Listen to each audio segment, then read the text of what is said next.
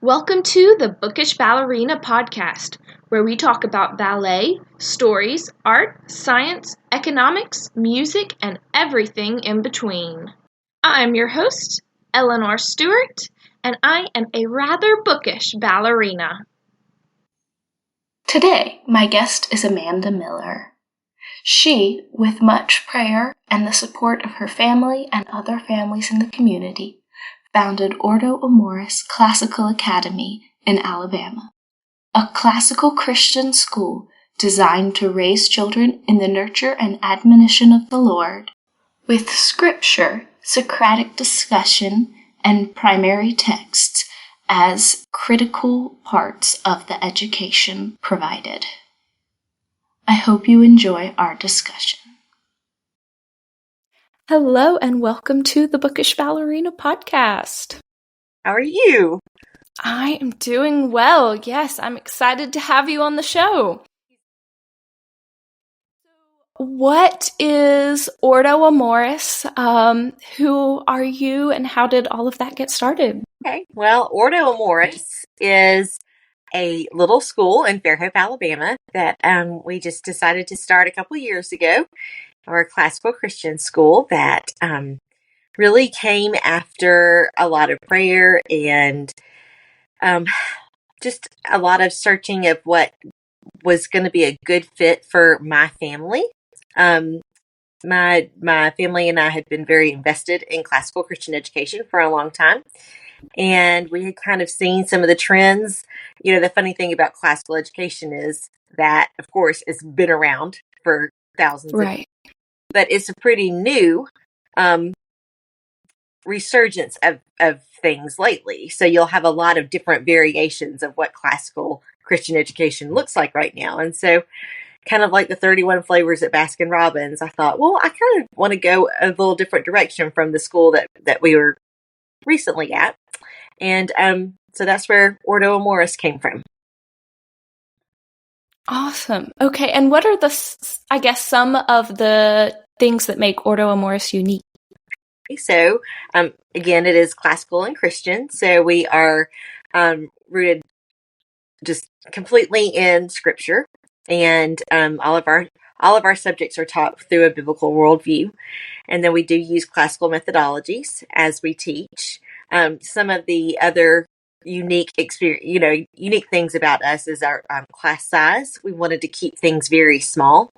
And so there are no more than 12 students in each class. Right now we have combined classes. So that means I've got 10 students, but they're kindergarten and first grade age. Some student classes have multiple ages, like we have a third, fourth, and fifth grade class. Our rhetoric school is actually one room. It's like a one-room schoolhouse where it's 9th through 12th grade together. So it's really interesting because you've got a variation of ages as well as a lot of different skills, too, in each group. Yes. What are some of the things that may, I guess, happen with the different grades combined where they can interact in different subjects? Well, if you really think about it, a regular, typical school is the only time in a person's life where they're divided by age. Yes. Yes. They're full of multi-generational folks. Our workplace is always full of different people of different ages. So it is a little bit bizarre that we think that schooling has to be done just in a little same group of age kids. So there are a lot of benefits to this because children in these classrooms can end up having, as we rotate through, they're usually going to be a younger kid. There's a lot of humility and different things that come with being the younger kid in the class. And as they mature, then they're probably going to be one of the older kids. There's a lot of responsibility to learn when they're the older ones. Mm-hmm. It has its downsides, of course, because your lesson planning is much more intensive. You're having to think about all different levels of learners. So you're not just teaching to the oldest kids in the class. You're really developing your lessons focused on the different ages. And that takes a lot more intensity out of the teacher. But there's so many benefits. That makes sense. Yeah. Very cool. Very cool. And then what is your background? You've taught, I guess, in a few different ways. You've been a homeschool mom for a little while as well. So I actually went to college 30 years ago to go into special education. My heart was really in children that have learning needs and special needs. And so my undergraduate and master's degrees are both in early childhood special education. When I got out of college, what I did is I went to the public school sector and began teaching kindergarten and first graders that had special needs. And I loved it. That was one of I really enjoyed. It's what I wanted to do with my life, and had a great start to my education at the time. The only thing that changed really was when I had my own children. Yes. And when I had my own children, I began to see, you know what, this isn't exactly the environment that I want to raise my children in. As far as mentioning the Lord is not even an option. I was in the classroom in 2001 when the Twin Towers were hit. And it was a very difficult time as a teacher.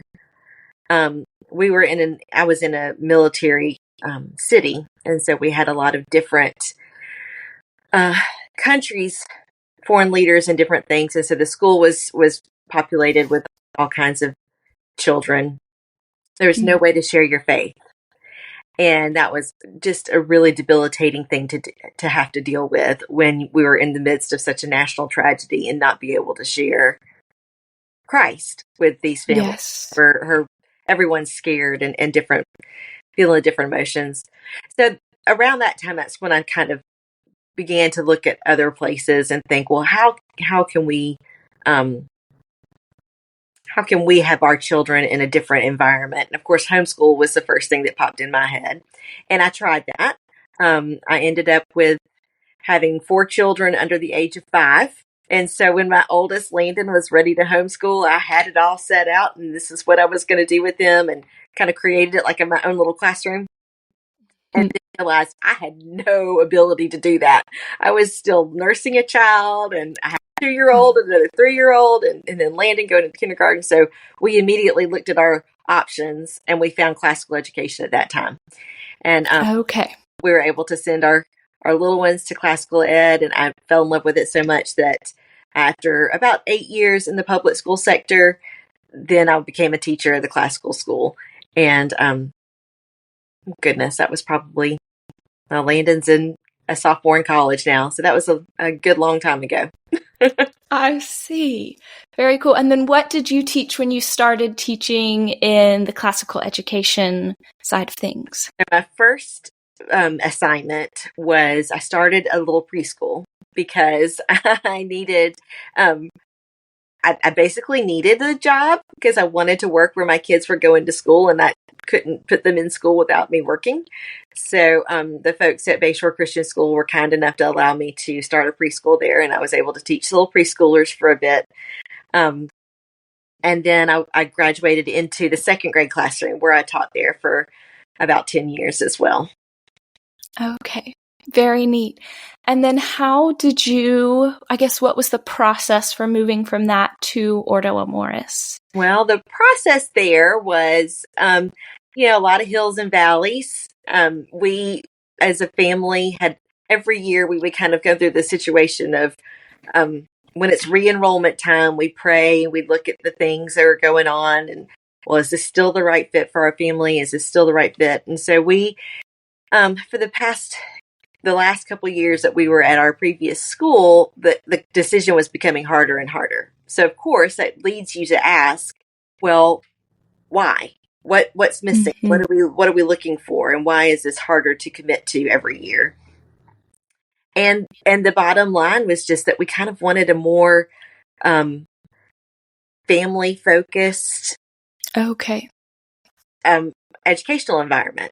And we wanted smaller classes. We wanted a little bit less of the world and more Bible actually into the classroom. And so that's really what prompted us. I see. And I brought two of my youngest two children home, and we homeschooled for a bit.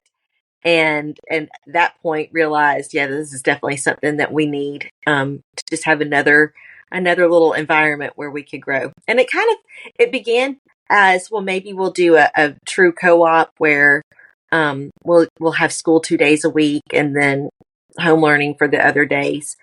And it gradually evolved as the folks that were drawn into our model came. Okay. It evolved into, well, really what we would like to do is a 4-day school week. And that allows a good 3 days to be family focused. And then teachers are able to be paid full-time salaries. We could hire highly qualified teachers and everything else too. So that's kind of where it came from. Very cool. Very cool. So y'all started, I guess this is your second full year right now as a school. So how's everything going? It's great. It's really fun. We started last year. Our first year, we had 25 students, and we have 45 now. So wow. A lot of learning to do through the growth, which has been really fun. We went from a 4-person faculty to 9.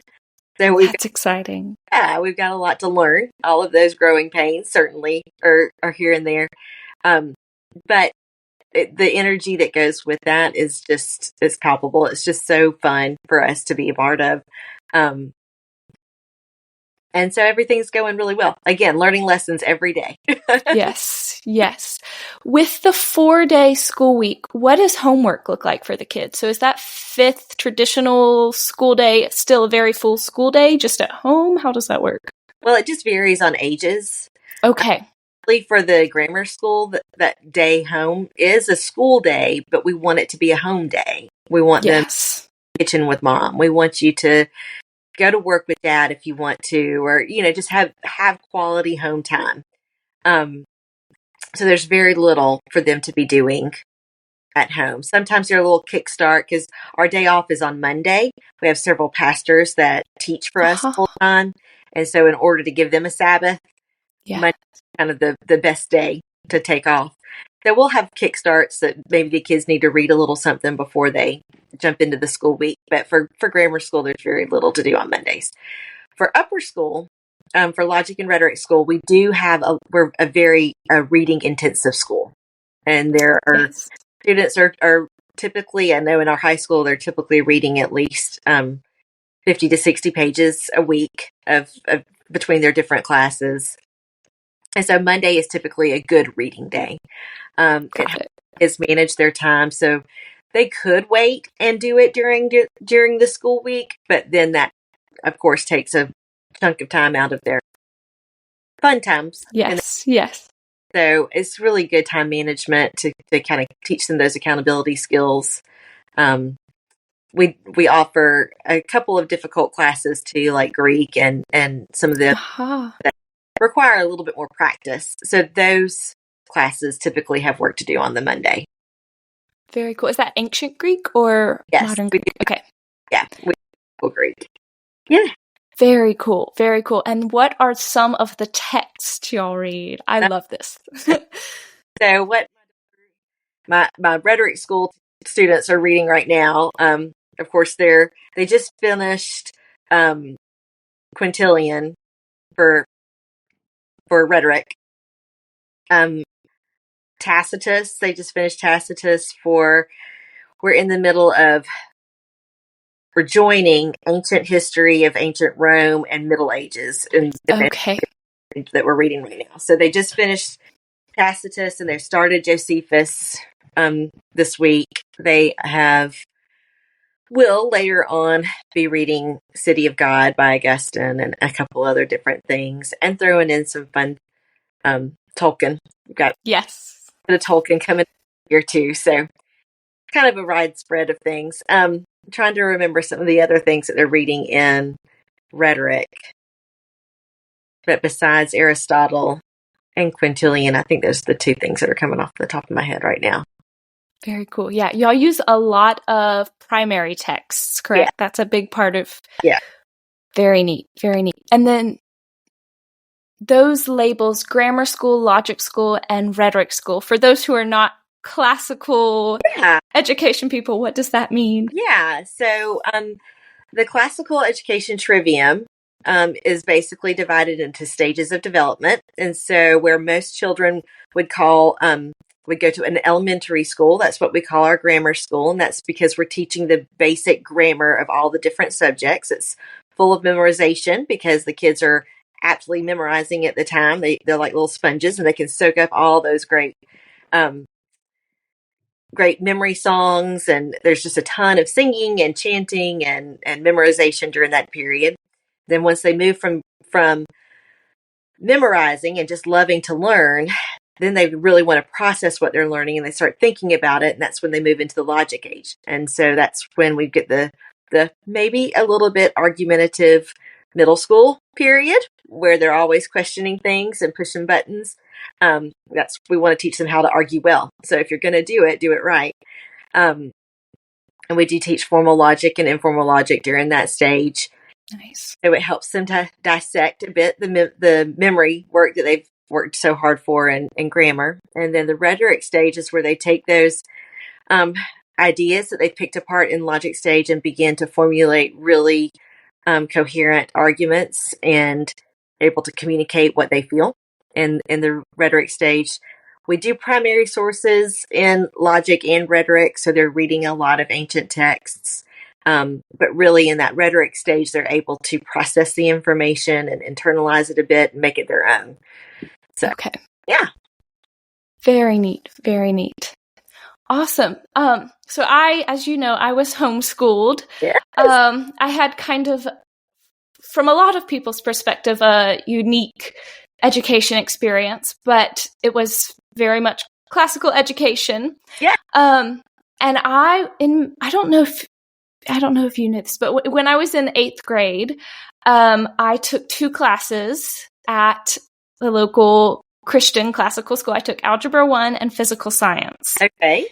And I remember the thing that frustrated me so much as a homeschooler coming into a normal school was there was a lot of waiting, and it felt like there was a lot of wasted time in a traditional school setting. So is that with y'all's different classroom structure and, with multiple grades combined, how is, I guess, the time utilized so that is less of a thing? Absolutely. And that's a great question. It's one of those things that was a deterrent for me too, from what we came from, is just as a teacher, I could witness my own wasted time. Managing children was difficult to actually get to the education of children because you're physically having to put them in places and get them ready and prepared. And so I absolutely agree with that. One of the ways, of course, anytime there's more than 2 children together, there's going to be chatter. Yes. Stuff. But one of the ways that we've tried to lean into that at Ordo Amoris is that we're using the block schedule, and that for our upper and for our logic and rhetoric school students. So they will take most of their classes 2 days a week with an hour and a half long class rather than daily for 45 minutes. So we do this is because a 45-minute class usually takes about 10 minutes to get started, and then it takes about 5 minutes to close down. So there's 15 minutes, so you've got 30 minutes. You can't do Socratic discussions in 30 minutes. You can't even get to the beginning of a really good lecture or discussion during that time. So we organize our school day into blocks, and that allows us to have a much more intentional and effective class time. It allows the classical model that of our methods to actually be put into place a little bit more than you would in a typical 45-minute. I know a lot of schools do it and they do it well, but it's one of those we wanted to try to really maximize the time that the kids are using in class. And just without our small class sizes and our testing for the folks to come in. We're not for everyone. We're really pretty specialized on who the students that we'll allow to come in, and that's not to sound that we don't want to reach out to with a lot of different learning needs and different things, but for our school, for the time that we have, you have to be able to complete the work. And so I think our application process and admittance process kind of weeds out a little bit of that extra, I see. Yes. And some of the things. Yes. What is your application process? So we go through a few different steps. First, we require that all of our families go through a kind of a tour day, come and learn about us. And before you even decide to apply, because we want to make sure that you're understanding what you're getting into. Yes. It's so funny because a lot of people are asking, their first question is, well, what's your stand on homework? And I was like, well, we're a 4-day school week, so we do homework. Right. I just want people to have that information on the front end so they're not surprised and, later on. So we do ask that they come for an information session and a tour just to be sure that this is something they're really looking into. Mm-hmm. We go through, and after the application is something they want to proceed with and they go through the application process, we'll call the children in for an assessment and make sure that they're on the level that we need them to be on. At that time, we'll go through a family interview. If things have checked through, we'll go through a family interview where, for our school, both parents have to be active members in an evangelical Christian church. So we ask for their testimonies. We ask for, some pretty deep questions about the family. Yeah. Else, because we really we'd like to protect our culture of the school.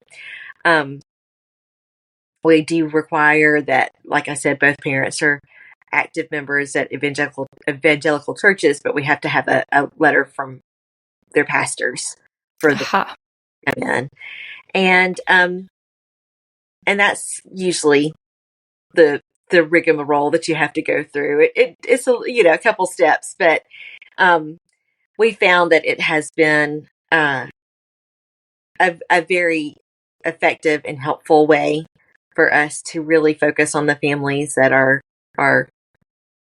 on board with how we. Yes.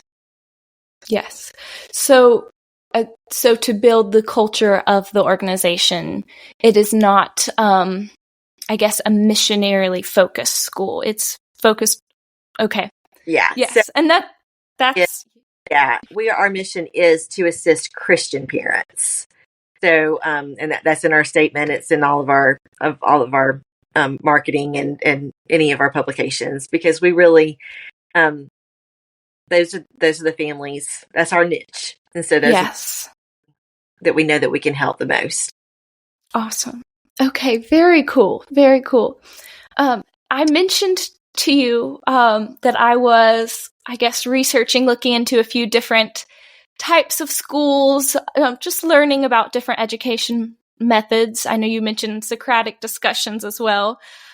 So what different methods have you looked into, and why did you choose what you chose? And then what are the pros and cons of classical education in the way Ordo Amoris does it compared to other education methods? Okay. Yeah. Well, I guess because I was a child of the public university in the 90s, I had gone through my education courses were all very behavioral based. Everything I learned in college was about Skinner and Freud, and this is how we teach the child and everything else. So when I came to learn more about classical education, when I was reading more about from Dorothy Sayers and Doug Wilson's renewing some of these things, it rocked my world, because it was completely against this behavioral science that I had read, and finally merged my Christian faith with my job, what I was actually training to do. So the honest truth is, it was like a light switch for me. I didn't really go investigating a lot of other models. I was Okay. in Montessori and all the other different, we learned about those types of things in college. I didn't see much value in it at the time because I knew exactly what I wanted to do, and that was to be a public school special ed teacher. I probably didn't pay attention as much as I should have. But then again, it gets really close to home when you have your own kids. Right. So that's when I started paying attention more, when my own children were at stake and making those choices for their education. So some of the things that the difficulties that I have had with just our procedures, or our methodologies, are communicating and getting other people to understand why we do what we do. Because progressive education in the United States has gone so far in the past 120 years that really, we're our schools, and we're kind of programmed to look at education as, what is this going to do for me, rather than who is this going to make me. And our classical Christian education, and especially at Ordo Amoris, we're not necessarily trying to train you to become a rocket scientist, or there's not a career field that you're definitely going to just follow the track into. We want to make you a good human that loves, that feels, that thinks and discerns. And we know that doesn't happen naturally, that God has to be the catalyst in that he has to bring us to him. And so we want to focus our attention on that. Now, it's just difficult to get people to understand when they see such and such school has such and such test scores, and why don't we? Well, the fact is, we don't take the test because we don't value the information. What we're valuing is the cultivating of actual wisdom and actual virtue, not necessarily a score on a test. So that's one of the most difficult things to try to communicate to folks. Once they understand, they're all in. But it's such a different thing from the norm that it just takes a little bit more convincing.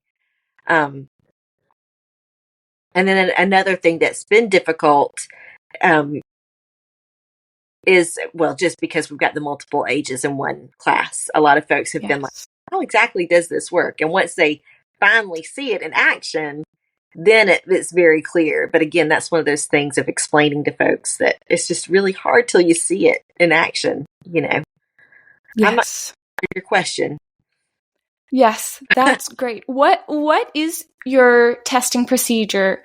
So you mentioned you don't do all of the same tests, which, it's completely great. Y'all have great texts that you're using, but I know also a lot of your students, well, I know some of your students are brilliant, but what is the testing procedure, especially for kids who want to take the ACT later, all of that kind of thing? Sure. So we'll take our upper school students, our logic and rhetoric students, will take the CLT, the classical learning test.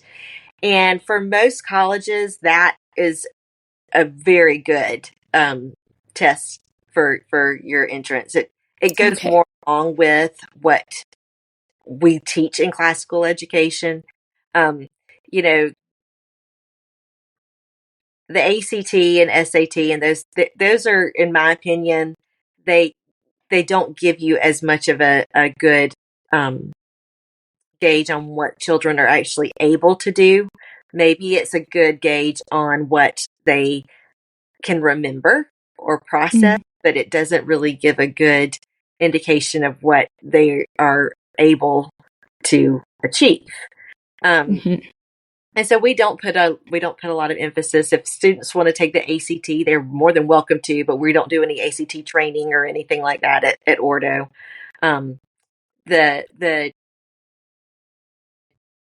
In fact, we don't even use grades in our school.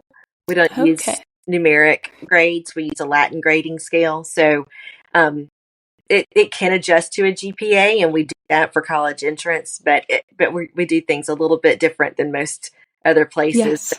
Again, that's one of those things that it's hard to kind of explain to parents when they first come in. But yes. So what is the Latin grading scale? So rather than having grades as numeric grades, and we always kind of tease about the dummy math of what do I have to score? I can score a 62 and still squeak by with a B, or all the other kind of loopholes that we like to use so much when I was in high school. We have taken that away and made primarily school-wide a Latin grading scale where you have different levels of mastery, and a lot of things go into that. It's not just your performance on the assignments; it's also your preparation for class, your participation in different activities. So the whole student is really more is assessed, like their entire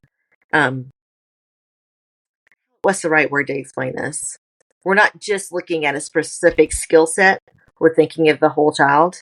Yes. So, for example, say a child who has a really difficult time processing reading, and say in second grade, a child that's having a difficult time reading, but they work really hard every day, and their parents are working very hard with them at home to try to get them to come along. Well, reading may just be one of those things that it doesn't hit in second grade. It's going to come when they're in third or fourth grade, because we know that children develop at different times. So we can still give this child satisfactory grades, or even with honor, because we've seen them work with honor, rather than just giving them a C and them understanding and thinking to themselves, well, I'm a C student, so this is where I'm going to stay. That's kind of our heart behind it. I see. Very cool. Very cool. Okay, I have a couple of more terminology questions. Okay. We've mentioned Socratic discussions, and then also your school's name is Ordo Amoris. So what are those two things? Okay, well, Socratic discussion definitely goes back to Socrates and how he would have his school. What we really, there is a time and place for everything. Time and place for lecture, but then there's also a time where the teacher becomes, the aide, and the students become the teachers. So we use a lot of Socratic discussion in our classrooms, specifically in rhetoric school, but some graduating all the way through, where a question is asked and the children and students are prepared to answer these questions in a way that the teacher is able to unfold and kind of reveal information, but it's not in a lecture format. And so that's in in the Bloom's taxonomy, that's one of our higher level thinkings. And so a lot of our finals, our major grades will be Socratic discussions. I love it. They often just are asked to bring in some quotes, and then the question will be given there, and they'll have to use their quotes and try to just, from the things that they've read, and try to persuade their teacher in their argument. So we'll use a Socratic discussion in a lot of different things. And it starts even at the beginning, like when you're in second grade and in early years of asking, why do you think this? That obviously prompts the Socratic thinking, rather than just simple regurgitation of facts. And Ordo Amoris. So in City of God by Augustine, he displays what the city of God would look like, and one of the phrases that he uses is is Ordo Amoris, and that is the rightly ordering of your loves. So we chose to use that, or I chose to use that as the name, because I want it to be a constant reminder of what's important. We get really caught up in a lot of good things, but God has given us so many good things to love. Yes. And there are, it's hard to turn good things away, but we do have to order the good things in our lives. And so obviously God must come first in our family. and then even into what we daily use with the time that God's given us. Is it going to be in something that is glorifying to Him, or are we going to get caught up in something that really isn't worth its weight, right? Right. So we try to use that Ordo Amoris mentality when we go through anything that we're going to do as a school, whether it's Grandparents' Day, or whether it's will this elective or will this activity really, is this worthy of being in our top orders of love? So it's just kind of a helpful reminder of where we want to be and where we want to cultivate the culture of the school. I love it. Awesome. What proportion of class is the Socratic discussion in each level of the school? So in the grammar school, it's very little. So I would say it would probably take up about 25% of your curriculum questions, because in the grammar school you really are trying to memorize facts, and so that's where the weight of your time is going to be spent. But you also want to give those prompting questions and just encourage the thinking that way. And as you get into logic school, you're able to do a little bit more, but that's where we want to formulate those arguments well. We really want to teach them the different logical fallacies, so that when they start to give their own opinions about things, they're able to articulate them well and be very thought out and discerning in them. So I'd say about 50-50 in logic. Okay. And then as you get into the upper school, it's, I wouldn't say all. I mean, obviously in math and science, you're going to have some things that aren't Socratic discussion, but it's a very large part of our upper school, of our rhetoric school curriculum.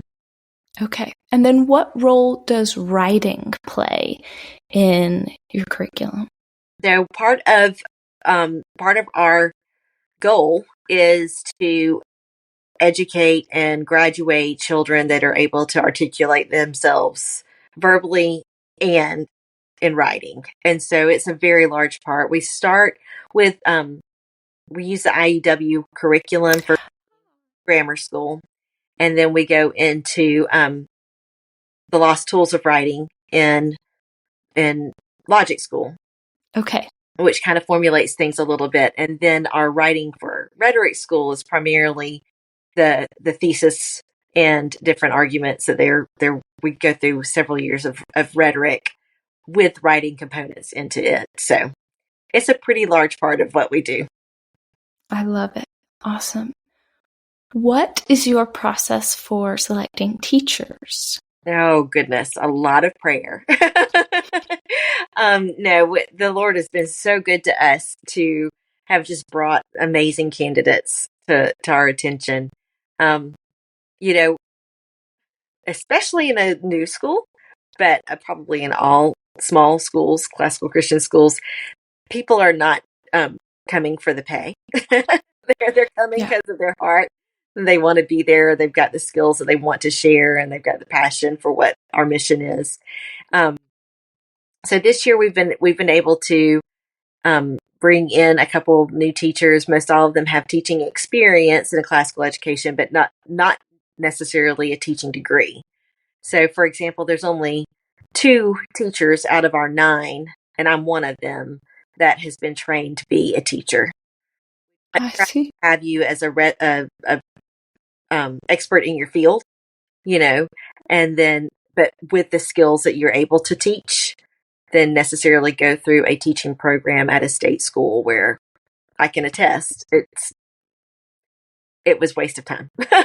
Yes. So yes. And we've got several pastors on our staff that come to us with just amounts of knowledge that we could never imagine. Yes. We've got a couple. We've got 2 actually teachers that went through classical education K-12, and now they've come to teach for us, which is really fun because they've been the student and now they've made it their way through and they're teaching.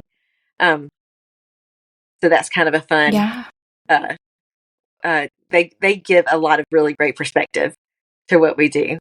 And then others are teachers that obviously they're very grounded in their Christian faith, active members of their congregations, and just passionate about what they're teaching and loving kids. Yes. I definitely agree that teaching is a gift that, I mean, it can be cultivated, but typically people have it or don't have it to one degree or another. Right. And people who are not teachers can be incredible at teaching things. How does that relate to certification as a school? Are y'all ACCS certified? Well, we are in the process of Okay. through the ACCS. We have to be in place for 3 years before we actually accreditation, but we are in that process.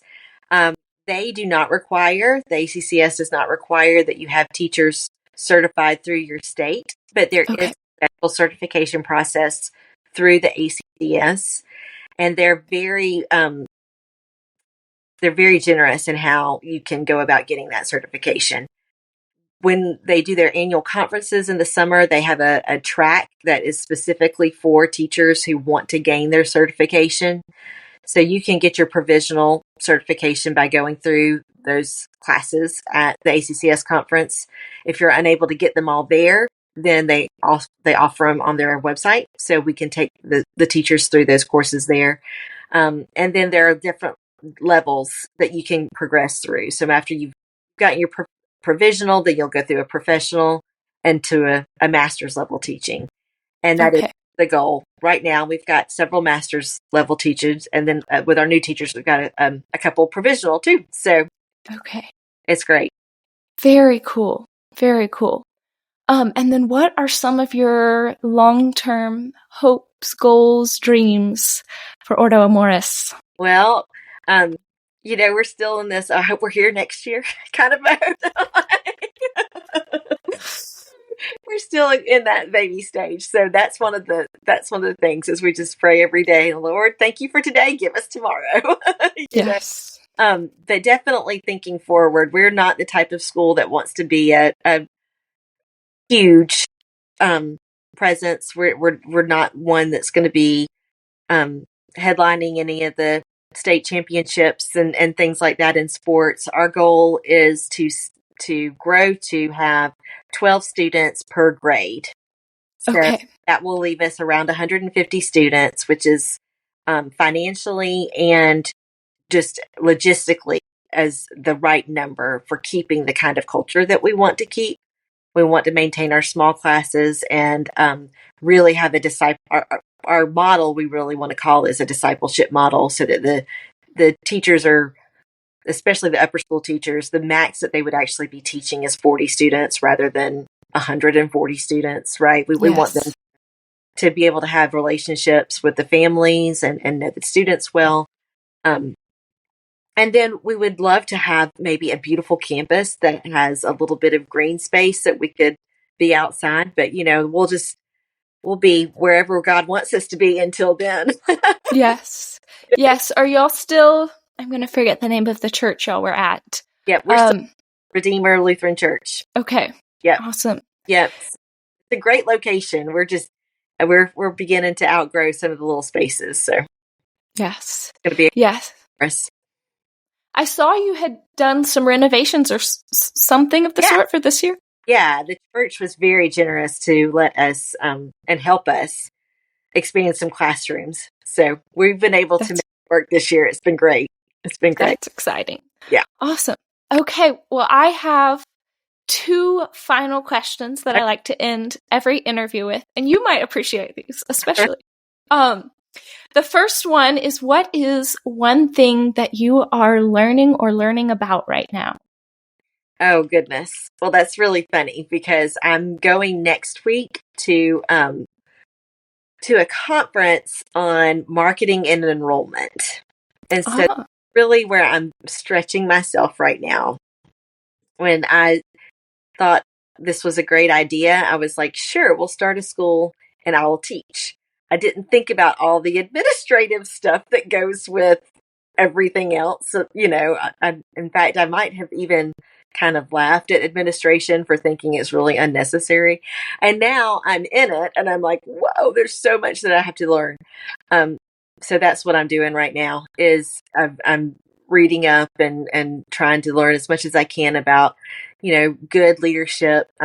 Reading Leadership and Emotional Sabotage by Joe Rigney right now is one of the books that I'm reading, but also marketing and just how to develop the school in a way that is consistent with glorifying the Lord and financially, making things work in the best way.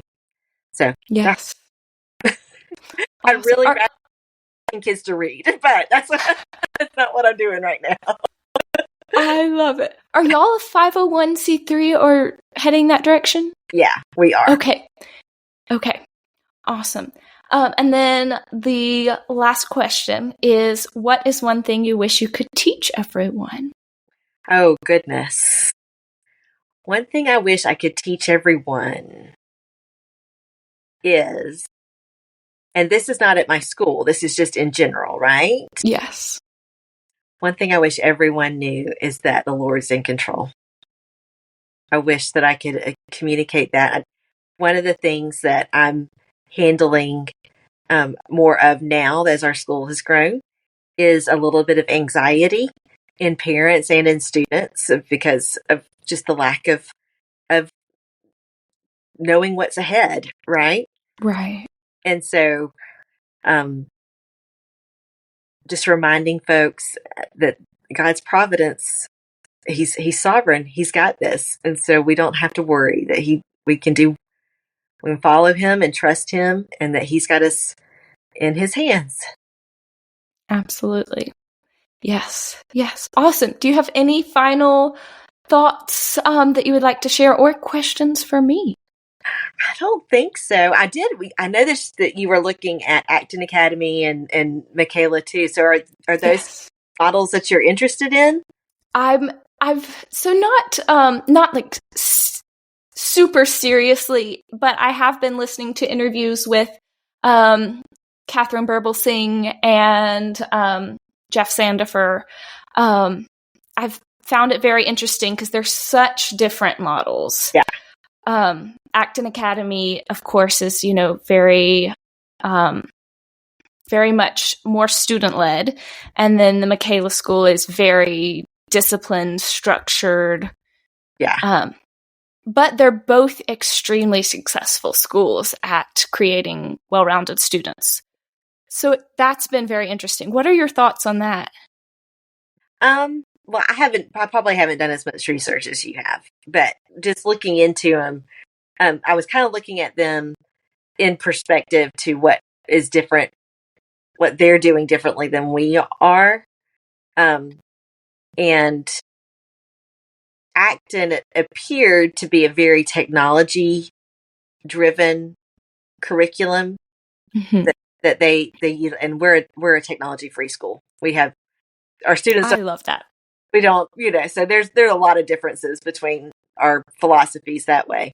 And then I was looking at the Michaela School and I thought, well,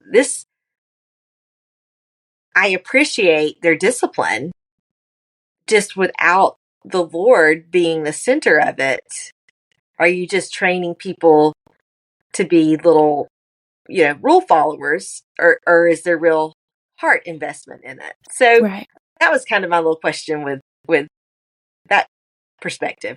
But again, I had not researched it a whole lot. I was just kind of, brushing over things to find out so I could answer a question if you asked me something. Yes. Well, I know they, you're completely right. They're not a faith-oriented school, but I know that Catherine Burble-Singh, who's the head of the school, definitely says, I guess her philosophy is that you love a child by disciplining a child, which is a biblical principle. It's a principle, yeah. Mm-hmm. Yeah. Yes. So it's been interesting to learn about those different philosophies because Acton Academy is the students ask questions, and that is, I guess, more of the way the lessons are planned. There is some lesson structure that's created by the teacher, but I don't think they even call the head of the classroom the teacher. Oh, really? I don't think so. I could be incorrect. But the children are responsible for doing the investigation. There's a lot of Socratic discussion that the teacher can facilitate, but that they're not in charge of it. But they've had very, very successful students. So it's a very different philosophy. It's interesting to learn about. Yeah, that's so fun. Well, thank you for asking me, because I had not seen either one of them until you mentioned. Yes, absolutely. Yes, it's so fun. Ooh, I have one more thought that's popped up. Yeah. So you've been a homeschooler. I was a homeschool mom. I was a homeschooler. So I know you are a very family-oriented school. Why is being in a private school, I guess, superior to being in a homeschool co-op or that kind of thing? Or why can't it be beneficial? Yeah. So I would never say that it's superior. And just like I would never tell a parent who came to me and said, I think I want to homeschool, that they shouldn't do it. I think if the Lord has given parents the charge to train and their children, to educate their children. So if that is where the Lord is leading parents, then that's absolutely where I would recommend they go, because we would never want to go apart from the Lord's plan. What I noticed as a homeschool mom, the first time I tried, and then the second time I tried, is that it was not, I was not able to do what I wanted to do with them. So I think some people are more content, or they're more organized. And so the moms are probably able to handle things a little bit more than I could. So for me, it was much more of a, I know my areas of weakness here. And so the alternative would probably be better, but that's not the case for everyone. I think a classical Christian school, and I'll just say, I think public school is never an option. I don't think we want the government raising our children. I think homeschool is probably the ideal option if you can have a set of parents that are able to apply and pour in the time that it takes to homeschool. But the reality is, and especially in our economy today, homeschooling is not as much of an option for most families. So a classical Christian school that focuses on the family can incorporate as much as we can to bring the families involved and have a very fluid conversation between the parents and the teachers, so that everyone's online and understanding what's going on in the classroom, and giving them that home day or a couple days at home has the opportunity for the parents to be really involved in what their kids are learning. So that, is probably not the best, but it's making lemonade out of what lemons you have. And so maybe I hope that answers your question. I don't think that we're superior. I do think that there are some things that I know for my own children. I'm so thankful for some of the men that have been able to speak into my sons' lives that have come through their schooling. And now that my daughters are becoming older, I'm so glad they have some other ladies in their lives besides me that are able to reach into and really disciple them. So there's some benefits, definitely, to have a group of Christians that are, pouring into your children. But not superior. Yes. And I think kind of the community is a great aspect of what y'all are building. That's what we're trying. And it's against what, a lot of folks are just kind of, well, schools here, just almost similar to church. You get folks that say, yes, I'm a Christian. I go to church on Sunday, but it's not something that they follow through with the other days of the week, So we're trying hard to develop. We're not just an 8 to 3 school. This is who we're doing life with, and how we're going to raise these children together so that they have each other when they move on into the world. We'd love to see them together on sports teams and different things in the community to make a difference that way. I love it. Awesome. Well, thank you so much for coming on the podcast. For having me. I appreciate it. I hope you enjoy this episode of the Bookish Ballerina Podcast. To learn more, follow at the.bookish.ballerina or at the.bookish.ballerina.podcast on Instagram. You can also support us and learn more at www.buymeacoffee.com/the.bookish.ballerina. Thank you so much. See you for the next episode.